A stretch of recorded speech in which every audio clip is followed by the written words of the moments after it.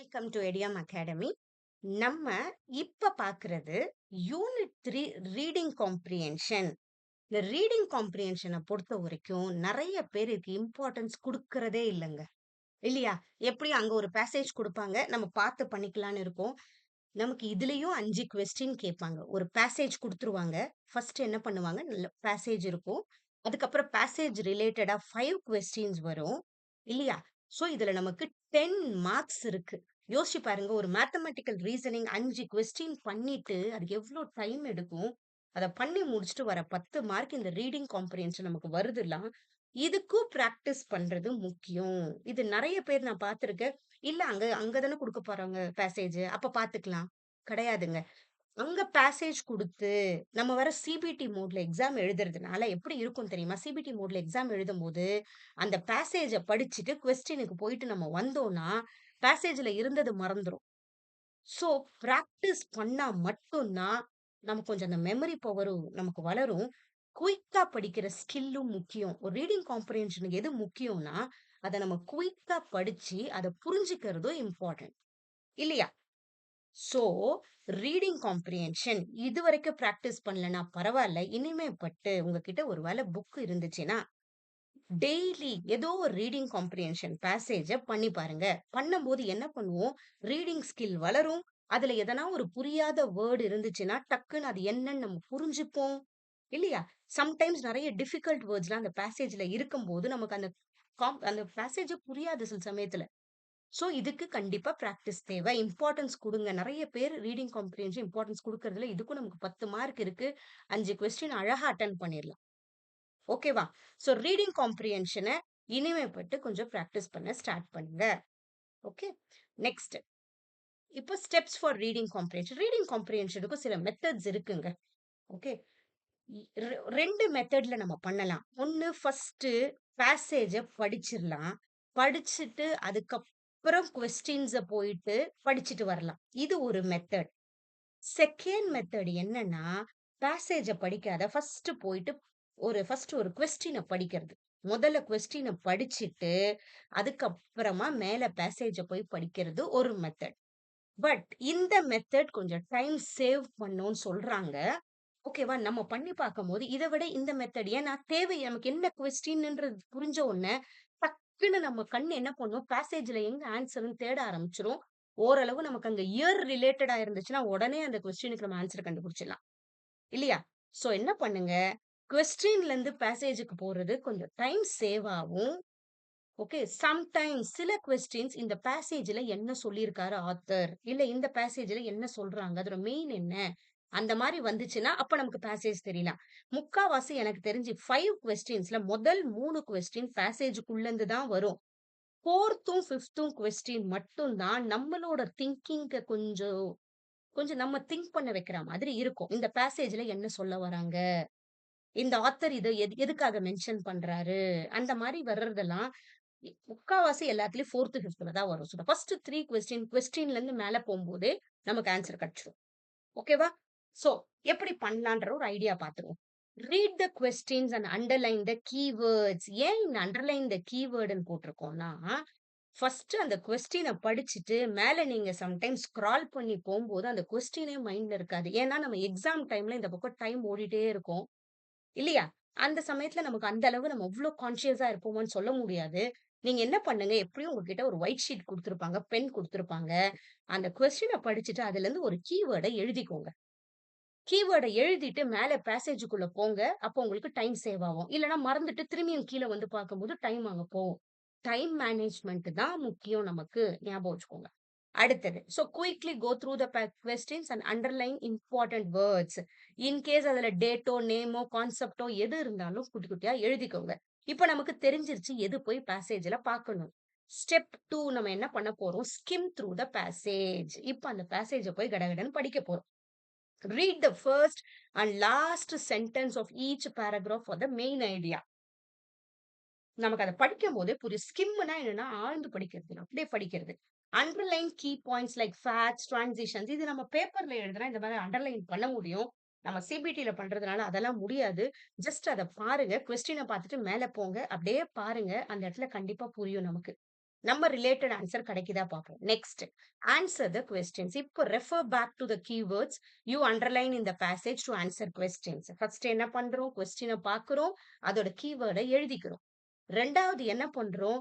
டக்குன்னு போயிட்டு அந்த பேசேஜ பார்க்கிறோம். Read the first and last sentence of each paragraph. டக்குன்னு பார்க்கிறோம். Underline key points like facts அந்த மாதிரி எதனா அதுல இருந்துச்சுன்னா அத அண்டர்லைன் பண்ணிக்கிறதுனா இயர்லாம் வந்துச்சுன்னா இப்போ நம்ம கியூபிடில இது பண்ண முடியாது. இந்த ஸ்டெப் ஜஸ்ட் பார்க்க தான் முடியும். அடுத்தது போயிட்டு அந்த கீவேர்ட் ரிலேட்டடான ஆன்சர் எங்கன்னு செக் பண்ணுங்க. ஓகேவா? ஒரு எக்ஸாம்பிள் பேசேஜ் ஒண்ணு பார்ப்போமா? இப்ப என்ன சொல்றாங்க? Industrial revolution began in the late 18th century in Britain and brought significant changes in manufacturing, transportation and labor. Okay. This period saw the invention of machines like the steam engine, which revolutionized production process. However, it also led to harsh working condition in factories. By the 19th century, reforms began to improve worker sites. இது just இப்ப நான் படிச்சேன். இதுவே எக்ஸாமா இருந்தா நீங்க என்ன பண்ணணும்? First கீழ போங்க. when did the revolution start ன்னு கேட்டிருக்காங்க. ஓகேவா? when did the revolution startங்கும் போதே இப்ப ஸ்டெப் பை ஸ்டெப் சொல்யூஷன் அது கொஸ்டின் போயாச்சு. இப்ப ஸ்டெப் பை ஸ்டெப் இங்க எப்படி பண்றோம்னா, முதல்ல போறோம், அந்த கொஸ்டின படிக்கிறோம். Read questions and underline keyword. இதுல எது நமக்கு கீவேர்ட்? இண்டஸ்ட்ரியல் ரெவல்யூஷன் ஸ்டார்ட்ங்கிறது தான் நமக்கு கீவேர்ட். இல்லையா? அத நம்ம எழுதிக்கிறோம். Industrial revolution start. அவ்வளவுதான். இப்ப நம்ம மேல போயிட்டு அந்த கொஸ்டின பார்க்கிறோம். அதே மாரி செகண்ட் கொஸ்டினோட keyword what invention revolutionised production. Invention revolution production என்ன? அவ்வளவுதான். அதான் அதோட கீவேர்ட் எழுதிக்கிறோம். தேர்ட் கொஸ்டினுக்கு what negative outcome resulted from the industrial revolution. இதோட கீவேர்ட் வந்து negative outcome of industrial revolution எழுதிக்கிறோம். ஓகேவா? அடுத்தது இந்த கீவேர்ட் எழுதின உடனே ஒண்ணு ஒவ்வொரு கொஸ்டினா பண்ணி முடிச்சுட்டு கூட போலாம். இல்லன்னா அந்த கீவேர்ட் எழுதிட்டு கூட நம்ம போலாம். பட் ஆன்சர் கண்டுபிடிச்சு திருப்பி கீழ வரணும். ஓகேவா? ஃபர்ஸ்ட் இல்லன்னா எல்லா கொஸ்டினுக்கும் அந்த கீவேர்ட் மாரி ஒண்ணு எழுதி வச்சுக்கோங்க. அதுக்கப்புறம் பேசேஜுக்குள்ள போங்க. உங்களுக்கு ஆன்சர் ஈஸியா தெரிஞ்சிரும். ஓகே. நமக்கு ஆப்ஷன்ஸ் இருக்கிறதுனால அந்த ஆன்சர் இதுன்னு நம்ம மைண்ட்ல வந்த உடனே டக்குன்னு கீழ வந்து அந்த ஆப்ஷன்ஸ் இருக்கான்னு பார்க்கிறேன். இப்ப நம்ம பேசேஜுக்குள்ள போறோம். கீவேர்ட் எழுதிட்டோம். இப்ப ஆப்ஷனுக்குள்ள போறோம். இண்டஸ்ட்ரியல் ரெவல்யூஷன் பிகேன் இன் த லேட் 18th சென்ச்சுரின்னு இங்க அழகா குடுத்திருக்காங்க. சோ இங்க நமக்கு 18th சென்ச்சுரின்னு தெரிஞ்சு போச்சு. அதுக்கப்புறம் போயிட்டு அந்த ஆன்சர முடிச்சிருவோம். ஓகேவா? ஆன்சர கரெக்ட்டா கிளிக் பண்றீங்க. செகண்ட் கொஸ்டின் அதே மாதிரி நம்மளோட கீவேர்டுக்கு ஏத்த மாதிரியே நம்ம வருவோம். நம்ம கீவேர்டு பிரகாரம் இங்க என்ன குடுத்திருக்கோம்? இன்வென்ஷன் ரெவல்யூஷனைஸ்டு புரொடக்ஷன்னு இருக்கு. இப்போ நம்ம பேசேஜ்ல பார்க்கும்போது இங்க steam engine which revolutionised production process வந்திருக்கு. சோ இதுக்கு ஆன்சர் வந்து ஸ்டீம் இன்ஜின். இல்லையா? அடுத்தது நீங்க ஆன்சருக்கு இங்க போங்க. இங்க ஸ்டீம் இன்ஜின் இங்க இருக்கு. சோ அத கிளிக் பண்ணுங்க. அடுத்தது தேர்ட் அதே மாரி என்ன பண்ணியிருக்கோம், நம்ம நம்ம கீவேர்ட் வந்து negative outcome of industrial revolution. First இந்த கீவேர்ட எழுதி வச்சுக்கோங்க. அதுக்கப்புறம் பேசேஜ்க்குள்ள போங்க. உண்மையாவே மைண்ட்லயே எல்லாம் பண்ணணும்னு நெனச்சா, அந்த டைம்ல மறந்துருவோம் நம்ம. பேசேஜ் போன உடனே, பேசேஜ் அப்படியே பேசேஜ் படிக்கிற இதுல மறந்துருவோம். இல்லையா? எத நம்ம தேடுறோம்ன்றதே சம்டைம்ஸ் நமக்கு மறந்துரும். எழுதிட்டு போங்க. ஒரு கீவேர்ட எழுதிட்டு மேல போய் அத படிங்க. அதுக்கப்புறம் இங்க வந்து பாருங்க. இப்ப தேர்டுக்கு ஆன்சர். தேர்டுக்கு என்ன சொல்லியிருக்காங்க? ரிசல்ட் நெகட்டிவ் அவுட்கம் எதுன்னு சொல்லியிருக்காங்க. So however it also led to harsh working conditions in factories. இதுதான் அதோட நெகட்டிவ் அவுட்கம். இல்லையா? சோ அதையும் போயிட்டு பார்த்தா இங்க நமக்கு கிடைச்சிருது. ஹார்ஷ் வொர்க்கிங் கண்டிஷன்ஸ் இங்க இருக்கு. சோ என்ன பண்ணுங்க? பேசேஜ் ஒண்ணு குடுத்தாங்கன்னா, ஓகேவா? ஃபர்ஸ்ட் போய் கொஸ்டினுக்கு போங்க. அந்த கொஸ்டின்ல ஒவ்வொரு கீவேர்டா எழுதிக்கோங்க அந்த பேப்பர்ல. ஏன்னா, நம்ம எழுத போறது சிபிடி மெத்தட் ஞாபகம் வச்சுக்கோங்க. பேப்பர் எழுதல. இல்லையா? ஒரு ஓஎம்ஆர் ஷீட்ல அப்படி டபுள் பண்ணிட்டு வர்றது. இப்ப சிபிடி மோட்ல எழுதுறதுனால, நம்ம அந்த லேப்டாப்ல என்ன பண்ணுவோம், ஸ்க்ரால் பண்ணி போய் அந்த பேசேஜ படிச்சுட்டு கீழ வந்து கிளிக் பண்ணுவோம். மறந்துரும் மேல போயிட்டு வரும்போது. ஓகே. இப்பலாம் ஃபர்ஸ்ட் எழுதும்போது ஒரு தடவ மேல யுஜிசில எப்படி குடுத்திருந்தாங்க, முதல்ல பேசேஜ் குடுத்துட்டு அப்புறம் 5 கொஸ்டின் குடுத்திருந்தாங்க. ஓகே. அதுக்கப்புறம் என்ன பண்ணுவோம், இத படிச்சுட்டு மேல போயிட்டு, போயிட்டு வரணும். ஆனா, இப்பலாம் வந்து யுஜிசில என்ன குடுக்குறாங்க, ஒவ்வொரு கொஸ்டினுக்கு மேலயும் பேசேஜ் குடுக்க ஆரம்பிச்சுட்டாங்க. இது கொஞ்சம் பரவாயில்லையா இருக்கு. பட் நமக்கு இப்ப தெரியாது. டிஎன் செட்ல எப்படி குடுக்க போறாங்கன்னு நமக்கு தெரியாது. இல்லையா? டிஎன் செட்ல ஒரு வேள ஒரு மேல பேசேஜ் குடுத்துட்டு 5 கொஸ்டின் கீழ குடுத்திருந்தா, ஒரு கொஸ்டின் இருக்கும். கீழ எம்சிக்யூஸ் இருக்கும். அதே மாதிரி இருக்கும். நீங்க என்ன பண்ணணும், இப்ப 5த் கொஸ்டின் பண்ணணும்னா, மேல போய் அந்த பேசேஜ பார்த்துட்டு வரணும். ஸ்க்ரால் பண்ணிட்டு போணும். சோ, இந்த மாரி ரீடிங் காம்ப்ரிஹென்ஷன் பண்றதுக்கெல்லாம் வீட்ல லேப்டாப் இருந்தா அதுல பிராக்டிஸ் பண்ணுங்க. ஓகே. அது கண்டிப்பா எக்ஸாம்ல எப்படி பண்றீங்களோ, அதே மாதிரி இருக்கும் பண்றதுக்கு. குயிக்கா படிக்க வரும். சோ இந்த மெத்தட் இப்ப எப்படியும் நம்ம சிபிடில எழுதுறோம்னு தெரிஞ்சுட்டோம்னா, அந்த மெத்தடுக்கு உங்கள அடாப்ட் பண்ணிக்கோங்க. அது ரொம்ப இம்பார்ட்டன்ட். இல்லையா? நம்ம பேப்பர்ல நோட் வச்சு எழுதல. இப்ப எல்லாரும் பேப்பர பார்த்து படிக்கிறது அதெல்லாம் இல்ல.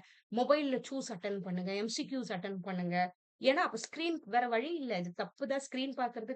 ரொம்ப நேரம் ஸ்க்ரீன் பார்க்கறது முடியாது தான். இருந்தாலும் வேற என்ன பண்ண முடியும்? சிபிடில எழுதுறோம்னு ஆயிப்போச்சுன்னா, அதுக்கு ஏத்த மாரி அடாப்ட் பண்ணி, இதுல பேசேஜ் படிக்க கத்துக்கோங்க. இதுல பேசேஜ் பண்ண கிளிக் பண்ண கத்துக்கோங்க.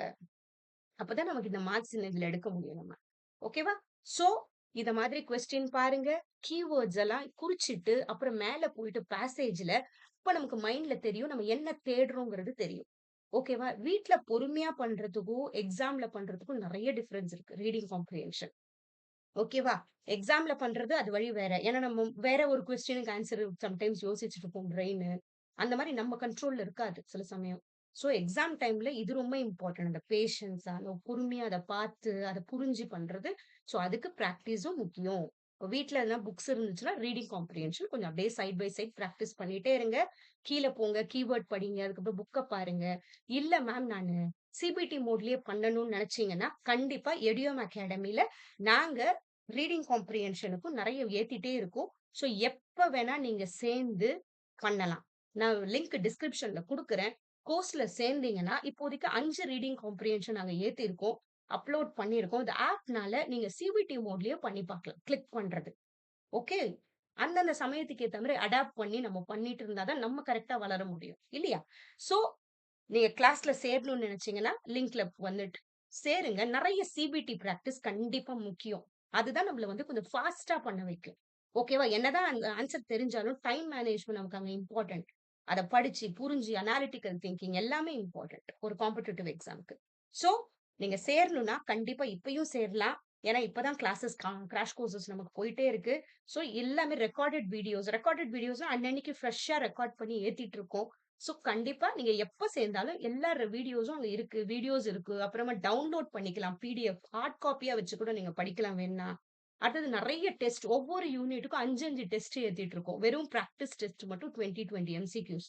அதுக்கப்புறம் மார்க் டெஸ்ட்ன்னு உங்களுக்கு ஒரு 50 எம்சிக்யூஸ் கிடைக்கும். சோ, இதெல்லாம் பண்ணும்போதே நெறைய நம்ம வந்து பண்ண எம்சிக்யூஸ்க்கு நம்ம பிரெயின் வந்து நல்ல பண்ண ஆரம்பிச்சுரும். அந்த அளவுக்கு நம்ம ட்ரெயின் பண்ணிரணும்.